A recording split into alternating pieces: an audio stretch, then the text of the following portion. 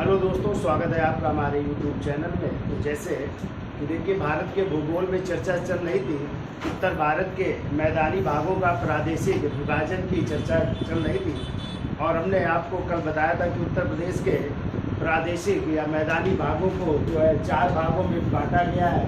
पहला है पंजाब का मैदानी भाग, दूसरा है राजस्थान का मैदानी भाग, तीसरा है गंगा का मैदानी भाग और चौथा है ब्रह्मपुत्र का मैदानी भाग। ठीक है, तो चर्चा कर लेते हैं जो है पहले पंजाब के मैदानी भाग की। तो आपको पता है जो पंजाब का मैदानी भाग है वो सिंधु नदी और उनकी जो है 5 सहायक नदियाँ, 5 सहायक नदियों से मिलकर के जो है ये भाग कहलाता है पंजाब का मैदानी भाग। और वो 5 सहायक नदियाँ जिन्हें पंच नद के नाम से भी जाना जाता है। और इस पंच नद में सिंधु तो है ही है, यानी 6 नदियाँ हैं, तो 6 में एक सिंधु हो गई। और जो ये 5 नदियाँ हैं उनमें हो जाएगी आपकी पहली नदी कौन सी हो जाएगी, जिसका नाम हो जाएगा झेलम। दूसरी नदी हो जाएगी जिसका नाम है चिनाब। तीसरी नदी हो जाएगी जिसका नाम है रावी। चौथी नदी जिसका नाम है ब्यास, कर लेते हैं पहले ब्यास नदी। और 5वीं नदी है आपकी जिसका नाम है सतलज। तो ये नदियाँ कहलाती पंचनद। और कहते हैं इन्हीं नदियों के नाम पर जो है पंजाब का जो नाम जो है इन्हीं पंच नदियों के नाम पर उसे पंजाब कहा जाता है। ठीक है, यानी 5 नदियों का क्षेत्र ही क्या कहला है, पंजाब। और जब आप लोगों ने इतिहास में वैदिक काल में पढ़ा था तो वैदिक काल में हमने बताया था प्राचीन नदियाँ और आधुनिक नदियों के नाम क्या है। तो आपको पता है जो प्राचीन काल की वितस्ता थी उसी का आज नाम क्या है, झेलम नदी है। ठीक है, जो प्राचीन काल की अस्कनी नदी थी और अस्कनी नदी का ही नाम क्या है, चिनाब है।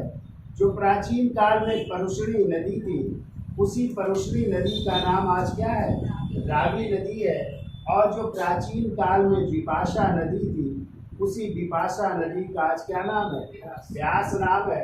और जो प्राचीन काल में शत्रुदी नदी थी और उसी शत्रुदी नदी का नाम क्या है, सतलज है। ठीक है, तो आप लोगों ने प्राचीन काल में भी पढ़ा था कि परुष्णी या रावी नदी के किनारे एक युद्ध हुआ था, वो था दासराग युद्ध हुआ था वैदिक काल में। भरत वंश के राजा सुदास और 10 राजाओं के बीच युद्ध हुआ था, जिसमें किसकी विजय हुई थी, सुदास की, जो भरत वंश या त्रिशु वंश के राजा थे। ठीक है, जैसे आप लोगों ने जो है झेलम नदी का भी नाम सुना था कि आप लोगों ने पढ़ा था जब हमने सिकंदर का युद्ध पढ़ाया था। सिकंदर और पोरस के बीच युद्ध हुआ था और उसी युद्ध को कहते हैं झेलम का युद्ध या वितस्ता का युद्ध, जबकि यूनानियों ने इसे हाइडे स्पीच का युद्ध कहा है। कभी आ जाए कि झेलम का यूनानी नाम क्या है, तो हाइडे स्पीच, इसलिए उसे हाइडे स्पीच का युद्ध भी कहते हैं, जिसमें सिकंदर की विजय हुई थी और पोरस क्या हुआ था, पराजित हुआ था। तो पोरस को लाया गया था सिकंदर के सामने, तो सिकंदर ने उनसे प्रश्न किया था तुम्हारे साथ कैसा व्यवहार किया जाए। तो पोरस ने उत्तर दिया था जैसा एक राजा दूसरे राजा के साथ करता। और इस बात से जो है प्रभावित हुआ सिकंदर और उसका राज उसे वापस कर देता। और कहते हैं सिकंदर भारत में कितने महीने रहा था, 19 माह रहा था। और वापस जब गया तो रास्ते में उसकी कहाँ पे, बेबीलोन नामक स्थान पर 323 ईसा पूर्व में मृत्यु हो गई। ये 5 नदियाँ हैं और 6वीं नदी कौन सी है, सिंधु। ये सिंधु की 5 जो है सहायक नदियाँ जिन्हें पंच नद के नाम से जाना जाता है। तो थोड़ी सी हम चर्चा कर लेते हैं इन नदियों के बारे में कि ये नदियों का उद्गम स्थल कहाँ कहाँ से ये नदियाँ निकली। बाकी एक इसका टॉपिक है, जब हम नदियाँ आपको पढ़ाएंगे वहाँ पे डिटेल में चर्चा करेंगे। ठीक है, तो देखिए पहले सिंधु नदी। और सिंधु नदी आपको पता है कि जो ये तिब्बत का इलाका है ना, और तिब्बत में ही आपको पता है कैलाश मानसरोवर भी है।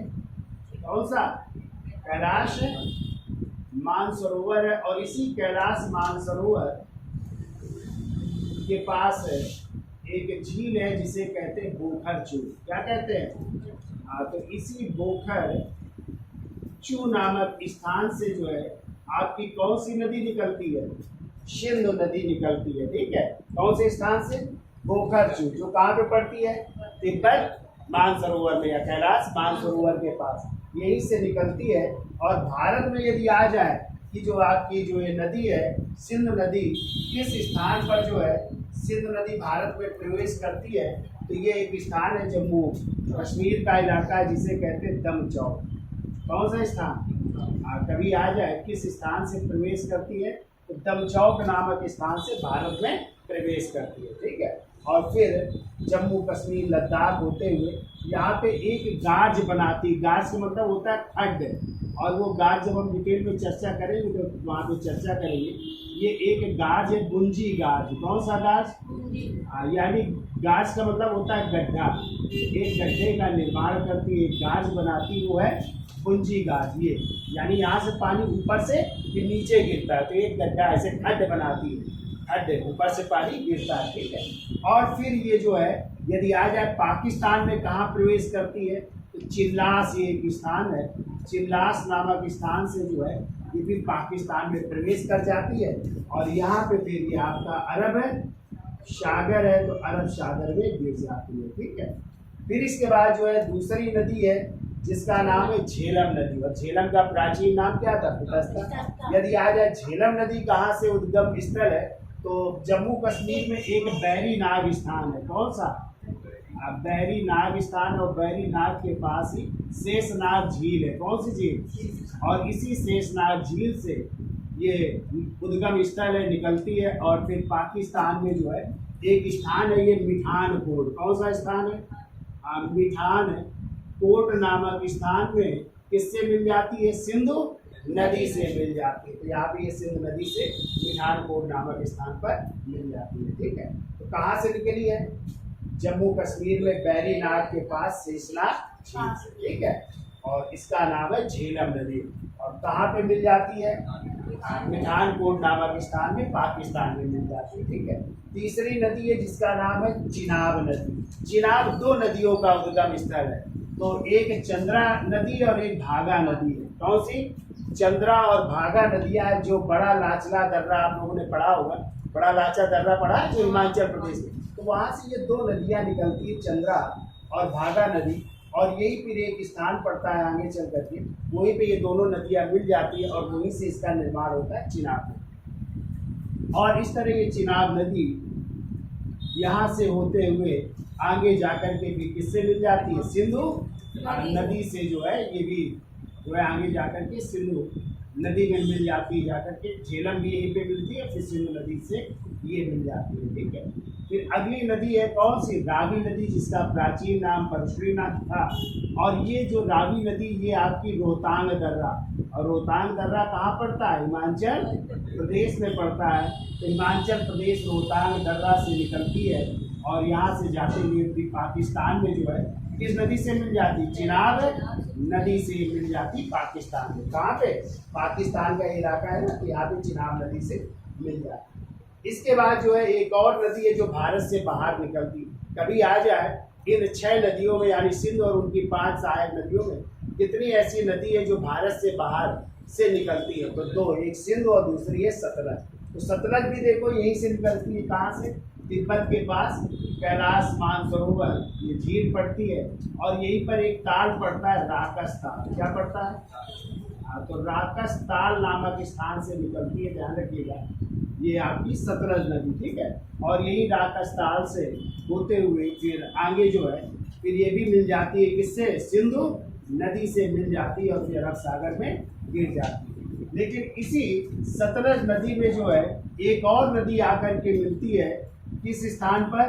पंजाब में जो है ये स्थान है और इसी को कहते हैं हरिके बैराज। यहाँ पे बनाया गया है, हरिके बैराज से मिल जाती है और उसी नदी का नाम है ब्यास। क्या नाम है? ब्यास, जिसका प्राचीन नाम था बिपाशा। और ये ब्यास भी जो है हिमाचल प्रदेश में एक दर्रा है और उसी दर्रे के पास एक कुंड है जिसे कहते हैं ब्यास कुंड। क्या कहते हैं? तो इसी ब्यास कुंड से निकलती है और ये जो है सतलज से, सतलज नदी से कहाँ पे मिल जाती है? हरिके बैराज में मिल जाती है। यहाँ पे बैराज बुना हुआ है, ठीक है। तो पूछा जाता है कौन सी एक नदी है 5 नदियों में जो भारत में ही एक नदी से मिल जाती है? तो वो आपकी है ब्यास नदी, जो भारत में ही यानी पंजाब में ही किस नदी से मिल जाती? सतलज नदी से मिल जाती। किस स्थान पर? हरिके बैराज नामक स्थान पर। और इसी हल्के बैराज में एक झील निकाली गई है और उस झील का नाम पता है क्या है? इंदिरा गांधी, सॉरी, एक नहर निकाली गई है और उसी नहर का नाम है इंदिरा गांधी नहर। तो ये भी आपको याद रखना, ठीक है। इंदिरा गांधी नहर ये निकाली गई है किस जगह से? हल्के बैराज से, ठीक है। तो ये नदियां समझ में आ गई, इनकी फिर अब चर्चा करेंगे डिटेल में, बाकी समझ लो अभी। तो सिंध नदी कहाँ से निकलती है? तिब्बत कैलाश मानसरोवर के पास, किस स्थान से? धोखरचूर नामक स्थान से। और कौन सी नदी निकलती है? सतलज नदी निकलती है। ये कौन सी नदी है? नहीं लिखा है इसको, तो ये है सतलज नदी, ठीक है। और सतलज नदी भी कैलाश मानसरोवर के पास कौन सा ताल है? राकस ताल से ये निकलती है, ठीक है। तो दो नदियां हैं जो कहाँ से निकलती है? तिब्बत में कैलाश मानसरोवर के पास से, ठीक है। और बाकी सब ये नदियां जो और है आपकी चार, वो भारत में ही निकलती है। तो झेलम जम्मू कश्मीर के पास, और चिनाब नदी जो है कहाँ से? बड़ा लाचला दर्रा हिमाचल प्रदेश के पास। जो रावी नदी वो रोहतांग दर्रे से, और ब्यास नदी कहाँ से? ब्यास कुंड से निकलती। क्लियर हुआ? अब इन्हीं नदियों के बीच जो उपजाऊ भूमि है उसी को कहते हैं दोआब। क्या कहते हैं? दोआब का अर्थ होता है दो नदियों के बीच का स्थान या दो नदियों के बीच का उपजाऊ भाग, वो क्या कहलाता है? दोआब। तो देखिए ये आपकी सिंधु नदी है, फिर इसके बाद कौन सी नदी है? झेलम नदी है, फिर कौन सी नदी? चिनाब नदी है, फिर रावी नदी है, फिर ब्यास है, फिर सतलज। तो इन नदियों की जो बीच की उपजाऊ भूमि है उसे किस नाम से जानते हैं? तो देखो सिंधु और झेलम नदी के जो बीच का भाग है उसे कहते हैं सिंधु सागर का मैदान। क्या कहते हैं? सिंधु सागर का मैदान कहते हैं। और सिंधु, झेलम और चिनाब इन नदियों के भूमि को त्रियाब भी कहते हैं। कभी आ जाए त्रियाब भूमि कौन सी है? त्रियाब भूमि में आ जाएगी सिंधु नदी और झेलम नदी और चिनाब नदी, ये त्रियाब में आ जाए, तो हम दिखा देंगे। तो ये त्रियाब भी कहते हैं, यानी तीन नदियों का भाग, वो क्या कहलाता है? त्रियाब। अब यदि आ जाए झेलम और चिनाब नदियों के बीच का भाग का मैदान क्या कहलाता है? इसे कहते हैं छाछ या चाज का मैदान कहते हैं। ये भी उपजाऊ भाग है, ठीक है। फिर आ जाए कि चिनाब और रावी नदियों के बीच का भाग क्या कहलाता है? इसे रचना का दोआब मैदान कहते हैं, ठीक है। और रावी और ब्यास नदियों के बीच का भाग कहा जाए तो इसे बारी का मैदान कहते हैं। और ब्यास और सतलज नदी के बीच का भाग क्या कहलाता है? विष्ट का मैदान कहा जाता है। तो ये बहुत पूछा जाता है, ठीक है। तो इसका चित्र दोनों बना लीजिए और फिर हम लिखा भी देते हैं अलग अलग करके। तो यहाँ तक समझ में आ गया? तो आप क्या हुआ? दो उपजाऊ भूमि या दो नदियों की उपजाऊ भूमि का जो भाग होता है वो क्या कहलाता है? दोआब कहलाता है, ठीक है। तो याद हो जाएगा। तो सिंधु और झेलम के बीच का मैदान सिंधु सागर, झेलम और चिनाब के बीच का छाछ, चिनाब और रावी के बीच का रचना दोआब, और रावी और ब्यास के बीच का बारी का मैदान, और ब्यास और सतलज के बीच का विष्ट का मैदान कहलाता है। क्लियर? अभी हम चर्चा भी कर लेते हैं। तो अब लिख लो, इसका स्क्रीनशॉट ले लो, फिर लिखा देते। चलिए हेडिंग डालिए दोआब। दोआब देखिए डैश करके दोआब में देखो, दो नदियों के मध्य का मैदानी भाग, तो नदियों के मध्य का मैदानी भाग दोआब कहलाता है। मैदानी भाग दोआब कहलाता है। देखिए पंजाब का जो ये मैदान है किससे मिलकर के बना है? देखिए पंजाब, और पंजाब का मतलब होता है पंज धन आब। पंज धन आब, पंज माने होता है पांच, प्लस आब का मतलब होता है दो आब। इस तरह इसका नाम पड़ा है पंजाब है। पंच धन आब, पंच धन आब बराबर पंजाब। पंज माने पांच, क्योंकि पंजाबी में पांच को पंज कहते हैं, और आब का मतलब हो गया दो आब। अर्थात कितनी नदियाँ? तो देखो झेलम, कामा चिनाब, कामा रावी, कामा ब्यास एवं सतलज नदियों के या सतलज नदियों को संयुक्त रूप से, सतलज नदियों को संयुक्त रूप से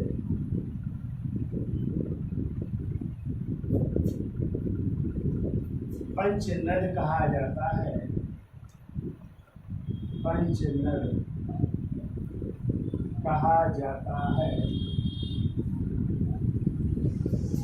और इन नदियों से निर्मित मैदान को, और इन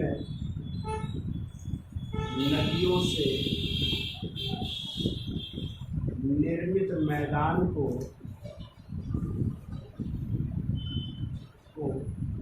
पंजाब का मैदान कहते हैं।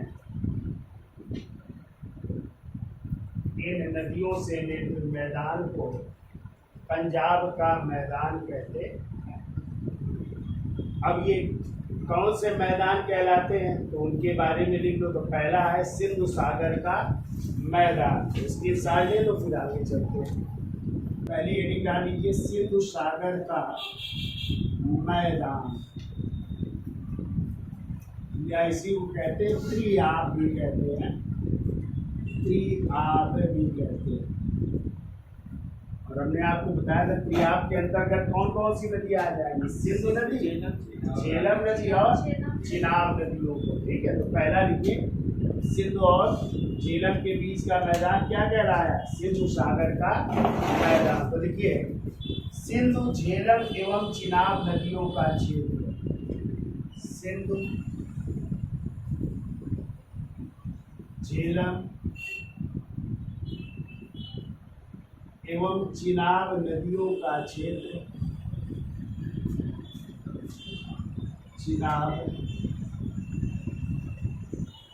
नदियों का क्षेत्र त्रिआब कहलाता है।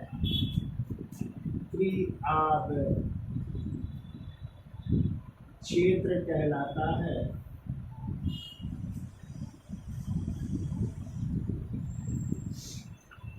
त्रिआब क्षेत्र कहलाता है।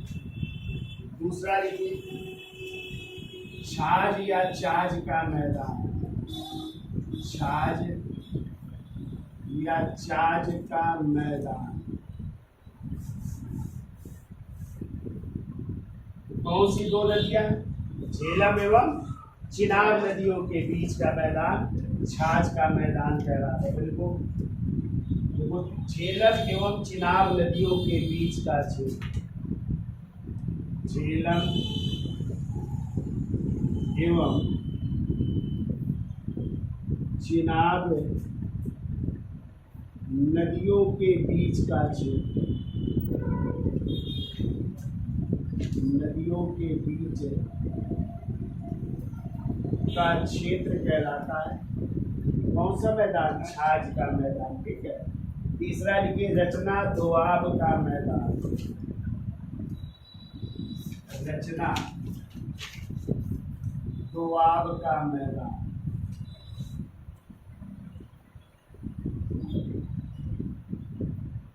किन दो नदियों के बीच का, क्यों भाई, चिनाब और रावी के बीच का है। तो लिखिए वो चिनाब और रावी नदियों के बीच का, चिनाब एवं रावी नदियों के बीच के बीच का क्षेत्र है, वो कहलाता है रचना दोआब। चौथा लिखिए, चौथा क्या है आपका, बारी का मैदान है। देखो बारी का मैदान, बारी का मैदान। और किन नदियों के बीच का है बारी का मैदान, तो रावी और ब्यास नदियों के बीच का। देखो रावी एवं ब्यास नदियों के बीच का क्षेत्र, रावी एवं व्यास नदियों के बीच का क्षेत्र वो कहलाता है बारी का मैदान। और पांचवा है पृष्ठ का मैदान। पृष्ठ का मैदान, और ये किन दो नदियों का है? तो ब्यास और सतलज है। तो लिख लो ब्यास एवं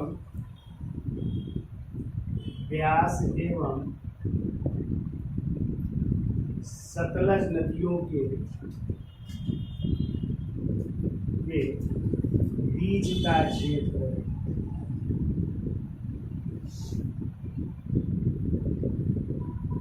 ब्यास एवं सतलज नदियों के बीच का क्षेत्र वही कहलाता है पृष्ठ का दोआब या पृष्ठ का मैदान। ठीक है, तो ये आपके हो गए पंजाब का मैदान। ठीक है, अब चर्चा कर लेते हैं राजस्थान के मैदान की। तो इसका स्क्रीनशॉट ले लो, फिर आगे चलते हैं।